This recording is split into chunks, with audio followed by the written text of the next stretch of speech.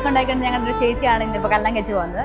അതിലേറെ സങ്കടം ഉണ്ടെങ്കിലും ഇച്ചിരിയൊക്കെ സന്തോഷം കൂടെ ഉണ്ട്. ഇനിയിപ്പോൾ ഞങ്ങൾ വഴക്കുണ്ടാക്കാന്നില്ലെന്ന് ഓർത്തിട്ടാണ്. പിന്നെ എവിടേക്കോ ഒരു സങ്കടമുണ്ട്, കാരണം ഞങ്ങളുടെ ചേച്ചി മാത്രമല്ലായിരുന്നു, ഞങ്ങളുടെ സ്വന്തം അമ്മയെ പോലെയായിരുന്നു.